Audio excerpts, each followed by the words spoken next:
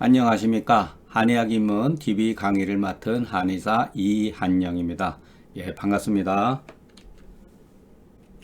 오늘은 나타난 증상에는 그 증상을 발생하게 한 여러 요인이 섞여 있다. 그러므로 무엇은 외감으로 인한 것이며 무엇은 내상으로 인한 것인지 구분할 필요가 없다. 이것이 중경서가 우리한테 주는 교훈입니다. 그러니까 중경서는 오직 나타난 증상을 가지고 얘기했을 뿐이지 이 병증은 외감이다. 이 병증은 내상이다. 이 병에는 체질이 있다. 이런 말은 일체 없지 않습니까? 이것을 우리가 염두에 두고 접근하면서 그 중경서를 이해하면은 조문이 가지고 있는 의미를 우리가 이해할 수 있다고 봅니다. 자, 다만 중경은 나타난 증상만을 직술하고 바로 쓰고 나타난 증상만을 어떠한 증상은 외감이며 어떠한 증상 이것은 내상이라는 것을 우리가 정확하게 알지 못하고 설령 구분하지 못할지라도 그러니까 체질이라든가 이런 것 외감이라든가 내상을 정확하게 구별하지 못할지라도 궁극적으로 외내의 원인들, 병인들 이것이 감이죠. 이것들은 결국 현재 나타난 증상 이게 반응이죠. 감에 대한 반응 이 증상에서부터 벗어나지 못한다.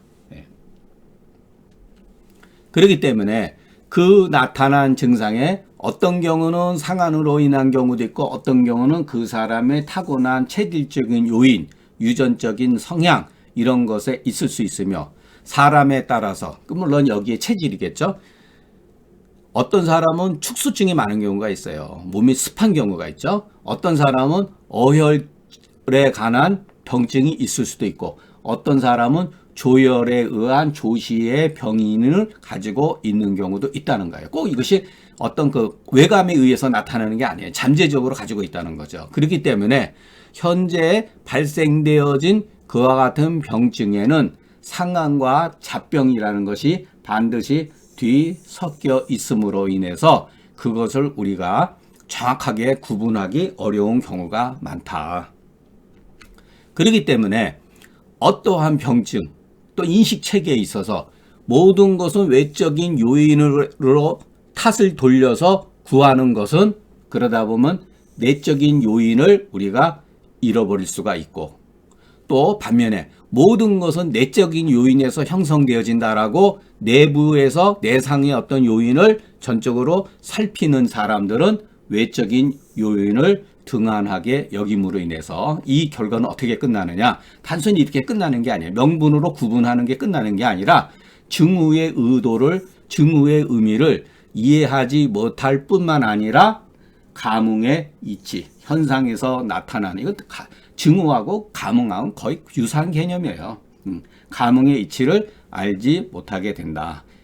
그러므로 이것이 어떠한 결과를 초래하냐면은 마침내는 외감은 외감이고 내상은 내상이다. 아, 중경의 처방은 외감에 좋고 금원 사대가의 처방들 특히 예를 들어서 담계라든가 이런 사람들은 내상, 잡병에 좋다라고 이렇게 이분적으로 구분하게 되기 때문에 이것은 옳지 못한 것이 아니겠는가. 옳지 못하다 이 소리죠. 근데 불행하게도 후세의 의사들이 꼭 그것은 우리뿐만 아니에요. 금원시대 이후 명청시대 의사들도 마찬가지예요. 대부분 의사들은 병증의 증상을 살피지만은 그 감흥의 증상이 내재되고 있는 의미, 감흥의 이치를 알지 못해서 상한의 주안점을 둔 사람들은 외감 이것만을 중요시 여기고 내상을 고려하지 아니하고 반면에 잡병에 주관하는 사람들은 모든 병을 잡병으로 기준으로 공부하는 사람들 주장하는 사람들은 내상 이것을 주요 관점의 대상으로 여기고 상한이라고 하는 것을 상한이 어떠한 영향을 끼치는지 이 상한이 내상에 어떠한 영향을 끼치는지 살피지 않는다는 얘기죠. 처음에는 이렇게 이분법에 사로잡혀 가지고 외감이면 외감이다. 내상이면 내상이다. 이와 같은 하나의 자기의 어떤 견해에 편견된 견해에 집착해가지고 다른 한편을 없애버리죠.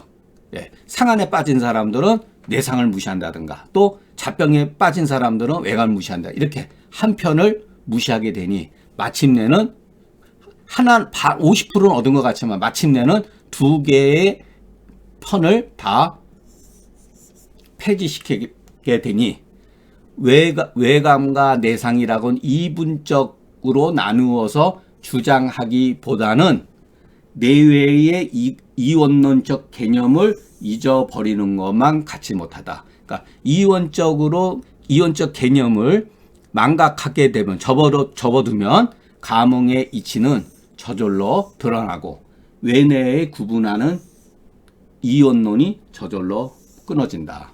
예, 그러니까 우리가 이런 것은 다 처음에 제가 누차 이것도 제 별명일 수도 있지만 이것도 하나의 방법이에요. 외감과 내상을 구별하고 그러나 너무 지나치게 빠지다 보면은 굉장히 한의학 초기에 가지고 있었던 이론론적 방법론을 우리는 잃어버리게 된다. 그래서 현대의학이 외과, 소아과, 이비인후과 여러 단계로 나누잖아요. 귀를 보는 사람은 코, 귀 이것만 보고 예를 들어서 소화기 보는 사람은 소화기 내과 환자는 소화기 내과만 본다든가 이것들이 그러니까 여기에 이 인간의 몸이 여러 개로 과마다 단절되어지는 거예요. 이 원래가 통합적이고 이론적인 이 개념이 너무나 분석적으로 나가면은 문제가 있을 수가 있다는 거예요. 물론 이것이 현대의 전문적인 영역으로 이렇게 구분되어지는 것은 이해 못하는 건 아니에요. 그러나 우리 한의학은 원래 이와 같은 식으로 되어 있지 않다는 거예요. 감기약이 소화제로 될 수가 있다는 거예요. 또 감기약이 자궁치료나 방광치료에 도움이 될 수 있다는 거예요. 그러니까 이와 같은 벽을 깨트리자. 그것은 오직 이론적, 인간의 인체는 이론적 요소로 형성이 되어 있다. 이른바 상한 중에 만병이 있고 만병 중에 상한이 있다. 이거는 일본 고방가가 주장한 얘기예요. 황한의학 처음에 열면은 조문에 들어갈 때 이와 같은 말이 있어요. 제가 이 말을 보고 그 경학전설을 읽고 무엇인가 내가 이게 뭔가 마음에 들어오질 않았어요. 경학전설이 있고 2%가 부족했는데 바로 이것이 제가 마음속에서 생각했던 거를 일본 고방가가 이와 같이 명확하게 자기의 의견을 이렇게 문자화시키는 거. 이것이 중요한 거예요. 우리 각자는 많은 좋은 생각들을 가지고 있어요. 그 생각을 이렇게 구체적으로 문자화시키는 게 중요하다는 거예요. 그와 같은 생각을 문자화시키는 것과 시키지 않는 건 굉장한 차이가 있어요. 그것을 이와 같은 말을 하나를 찾아내기 위해서 이 고방가 의식, 그 고방가의 인식론에서는 감흥의 이치를 터득했다는 거예요. 그리고 중경서가 어떠한 책이라는 것을 터득했다는 거예요. 예. 그렇기 때문에 가히 나타나는, 드러나는 증상이라고 하는 것은 중경서에 나타난 드러난 증상이라고 하는 것은 전적으로 상한만을 위해서 이럴 때는 무엇이 되다가 아니라 무엇을 위하다 가지고 그 사성 가운데 이게 아마 그 상성인가 아마 거성이 들어갈 거예요. 아마 거성에. 그러니까 상한을 전적으로 상한을 위해서 바라는 것이 나타난 것이 아니며 그러니까 나타나기도 하지만 오직 그것 때문만이 아니라는 거예요. 또한 나타난 증상 밖에 별도로 잡병의 증상이 있는 것도 아니라는 거예요. 이 질문에 대한 제가 오랫동안 생각을 하고 여러 사람들의 문헌을 통해서 보고 중경서에 그것을 그 나름대로 오랫동안 임상 경험을 통해 가지고 이와 같은 사실을 이거는 제 나름대로 그 해법이죠. 그러니까 여러분도 이 문제에 대해서 각자 한번 답을 찾아볼 필요가 있어요. 그렇기 때문에 감과 응하는 그와 같은 사이에 어찌 누군가 개인 또는 중경, 숙하 또는 우리 개인 자신의 사이가 게재할 수가 있겠는가. 나타난 증상만을 기록하는데 거기에는 누가 임의적으로 양분할 수가 있겠는가? 상한이다, 외감이다. 할 필요가 없다는 거죠. 중경서가 제가 이감문에서 얘기했죠. 청고의 묘문인 이유는 오직 견증에 있다. 예, 이거 여기에 있다는 거예요. 이건 실증이잖아요. 사실적인 근거에 의해서. 그러니까 미묘하고 훌륭한 글이라고 하는 게 우리는 너무나 아주 이상한 야릇한 뛰어난 글로 생각하는데 그게 아니에요. 있는 사실만을 정확하게 기록한다는 이것이 굉장히 어렵다는 거예요. 자, 여기에서 이제 우리는 또 배워야 될 점이 있어요. 자, 이게 뭐냐? 나타나게 한 바. 수동이죠. 나타나게 한 바가 감이 아니면 무엇이며 나타난 것이 응이 아니면 무엇인가. 이 표현이 나름대로 멋지잖아요. 기소견자. 그 나타나게 한 바가 감이 아니면 무엇이며 그 나타난 것은 응이 아니면 무엇인가. 예. 의학인문이라든가 경학전서의 그 전적에 나타나는 무수한 의안에 대해서 의안에 보면은 거기에는 감이 무엇이며 그 응한 것은 무엇이냐 이렇게 돼 있지는 않아요. 나타난 견증 위주로 돼 있는 게 아니라 그 사람들은 어떤 식으로 했냐면은 자기가 임의적으로 과를 나누고 문을 나누고 소아문, 잡병문, 상암문, 내과문, 예를 들어서 부인과문 이런 식으로 돼 있잖아요. 외과문 이런 식으로 병인을 임의적으로 억측한 거예요. 간열이 어떻고 신수가 부족하고 심화가 어떻고 이와 같은 식으로.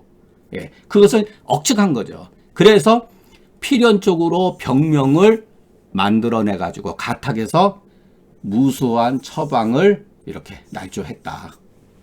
이거는 제가 막 너무 지나치게 비난한 면인데 왜 그러냐면은 중경서는 처방이 불과 20여 가지 정도에 불과해요. 중요한 처방은. 예. 그러나 여기는 벌써 여기 곱하기 한 1000 정도 아마 1000이나 100개 해야 될 거예요. 수천 가지가 되니까 한 뭐 100배 정도는 해야 된다고 봐야죠. 왜냐면은 이렇게 나올 수밖에 없는 게 병인에 따라서 억측한 무수한 병인에 따라서 또는 병명에 따라서 처방을 만들어냈기 때문에 복잡한 현상을 벌어지는 거예요. 그래서 우리가 이와 같은 명청시대의 의서들을 보고 한의사들이 겁에 질릴 수밖에 없어요. 무슨 수로 그 많은 처방을 외우고 그렇게 두꺼운 책을 다 볼 수가 있느냐는 거예요. 한문세대도 아닌데. 그러니까 앞에 한두 장 있다가 다 포기를 하게 되죠. 예. 물론 개중에는 읽는 분이 있어요. 그런 분들은 인내심이 굉장히 뛰어난 거고. 예. 이와 같은 복잡해질 수밖에 없는 것. 제가 그랬잖아요. 한의학의 원류, 중경서가 가지고 있는 것은 아주 쉽고 간단하다. 간략하다. 왜 간략하냐? 본질에 대한 추구를 주장하다 보면은 본질에서 형성된 학문은 간단하고 간략하다는 거예요. 일견 많은 무수한 과목을 나누는 그러한 문들이 중경은 하나의 문이잖아요. 나타난 증상. 예. 뭐뭐보다 뛰어난 것 같고 일견 무수한 처방이 중경에 거기에는 한 200몇 가지의 처방들이 있지만 실질적으로는 한 20가지의 처방들이 변형을 일으킨 거예요. 기본방은 한 20가지 정도밖에 안 돼. 이것보다 우수하지만 그 수많은 처방이라고 하는 거 알고 보면은 잡해가지고 일관성이 없다. 이거는 유명한 얘기예요. 자비불관이나 한태지가 한 말이에요. 한태지가 그 공자 이후의 학설은 자비불관이라 이렇게 비판했어요. 그렇기 때문에 많은 것, 실로 많은 것이 아니다. 많은 게 맞는 게 아니라는 거예요. 중경의 일문은 간단함으로써 이게 중국 고대의 철학 사상이에요. 이게 통치 철학이고 자연의 현상이에요. 이거는 정말 시대가 아무리 변했다 하더라도 이것은 변하지 않아요. 기본적으로. 간단함으로써 번잡한 것을 통제하니 이것이 실로 적은 것이 적은 게 아니다. 예, 그러니까 우리가 자꾸만 많이 배우려고 그러는데 많이 배우는 것을 제가 이렇게 비판하려고 하는 게 아니라 근본에 힘써야 된다. 근본에 힘쓰면 그 근본은 얼마 안 되는 것 같지만 이 근본으로 파생되는 에너지, 힘이 엄청나다는 거예요. 그래서 그것이 적은 게 아니라는 거예요. 마왕탕이 단순히 발안시키고 승기탕이 사시키는 약인 것은 맞지만 발안으로 치료되는 병증이 우리가 생각하는 것보다 어마어마하게 많다는 거예요. 승기탕도 마찬가지로. 그것을 우리가 외감이다, 예를 들어서 발안제다, 사제다라고 하는 그와 같은 개념 논리에 빠졌기 때문에 그것이 작게 보이는 거예요. 실제 작지 않다는 거죠. 만약에 감흥의 이치를 알지 못하고 보감이라든가 인문이라든가 그 경학전서 같은 거를 맹신하게 되면, 그러니까 알고 봐야 된다 이 소리예요. 맹신하게 되면 자기도 모르는 사이에 내외를 양분해가지고 찻병은 찻병이고 상하는 사병이라고 하는 이와 같은 개념 논리에 빠져가지고 중경방문은 상한을 위한 것으로 여기고 후세방으로는 잣병으로 꾀한 것이다고 여기지 아니할 자 적다. 대부분 다 그와 같이 빠지는 거죠. 이거는 제가 겪었기 때문에 그러는 거예요. 경학전서 보면서 상한노 파트는 안 읽어봐요. 왜? 허접했거든요. 대학교 다닐 때 허접했다고 느꼈기 때문에. 의학인문 공부할 때 상한문 안 봐요. 왜? 허접하니까. 이와 같은 개념 논리에 제가 빠졌던 거예요. 예. 그러나 이것이 나중에 잘못됐다는 걸 이해한 거죠. 그렇기 때문에 우리 한의학은 뭐에 문제가 발생해요? 내외가 나뉘어지면서 고방이다, 후세방이다 이렇게 나뉘어지고 이런 논이 망함으로써 무수한 방법론이 나타났다. 그러니 당연히 처방이 많아질 수밖에 없는 거죠. 명칭에 따라서. 그러니까 사실은 무슨 방약 합편이니 다 물론 나름대로 의미가 있겠죠. 그거를 왜 공부를 하겠어요? 그런 거는 그거는 참고 서적에 그런 거예요. 그런 책은 공부를 하면 안 되는 거예요. 원칙대로 말하면은. 제가 여러분들한테 비판받아서 임상은 특별하게 실력도 없는 인간이 함부로 찾으니 그와 같은 번잡한 책들은 가치가 없는 거예요. 중경의 증상이 마침내 외감에 묶이니 이것은 누구의 과오인가? 바로 상한이라고 하는 이름이에요. 왜? 상한론으로 있잖아요. 중경서는 상한론이잖아요. 어떤 사람은 그보다 좀 상한 잡병론이라고 이렇게 하잖아요. 그와 같은 명칭 때문에 우리가 중경의 증상은 바로 상한의 증상이구나 이렇게 생각하는 거예요. 이게 잘못되어 있는 거예요. 중경의 처방이 마침내 명목에 묶여버리니 제한되어지니 이것은 누구의 오류인가? 육경의 찬이라는 거예요. 제가 처음 이 글을 시작할 때도 이와 같은 말을 했잖아요. 지금은 이 글이 거의 끝나는 시점이기 때문에 다시 한번 여러분들한테 주지시키는 거예요. 이만큼 명분이라고 하는 게 좋은 점도 있지만 모든 것을 의식을 제한시켜버린다. 어떤 활용될 수 있는 그것들을 제한시켜버린다. 표제의 이름과 표제 이름이 뭐예요? 상한 잡병론이라고 되어 있잖아요. 변증에 의한 육경변증이잖아요. 이것들이 후세 사람들로 하여금 무궁한 의혹에 모두 빠뜨리니 그 허물은 적지 않다. 그러니까 어떠한 것을 사실에 통해 가지고 처방의 계지탕이면 계지탕의 그 약물의 그 효능을 통해서 우리가 이해를 하는 것이 좋은 것이지 함부로 계지탕은 무슨 표허증약, 태양병증약 이와 같은 논리로서 땀이 많이 나는데 쓰는 약이다. 이렇게 이해하지 말자는 거예요. 중경서는 구구한 증상과 처방의 모음집이지만 그 증은 옛과 오늘날을 통용돼서 누구든지 그것을 경험할 수가 있고 볼 수가 있고 그 증상, 그 처방은 내감과 내상과 외감에 관계없이 어디든지 적용이 되어지니 이게 멋진 거죠.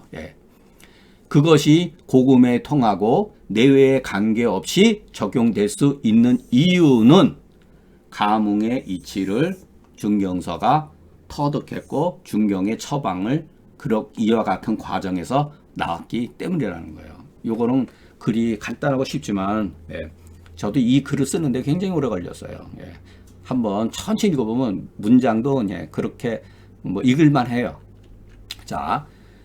감흥의 이치라고 하는 것은 옛날 사람들을 위해서 옛날에는 존재했고 오늘날에는 존재하지 않는 것이 아니다. 그런 게 없죠. 이치라고 하는 건 옛날과 지금과 똑같이 적용이 되어지는 거. 그러니까 감흥의 이치라고 하는 건 중경 때문에 존재하고 또는 오늘날 사람들에게는 존재하지 않고 그런 게 아니라는 거죠.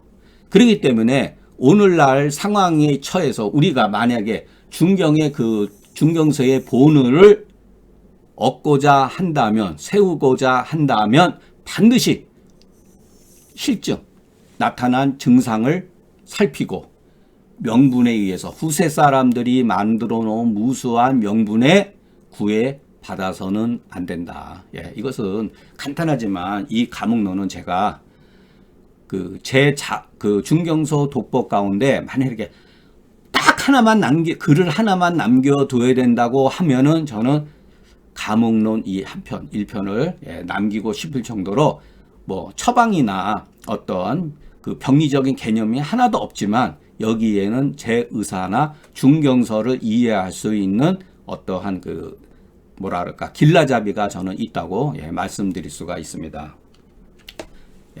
오늘 강의는 여기서 마치겠습니다. 다음 시간에는 춘추좌전에 보이는 병인과 옛날 사람들을 보면 얼마나 뛰어난지 알 수가 있어요.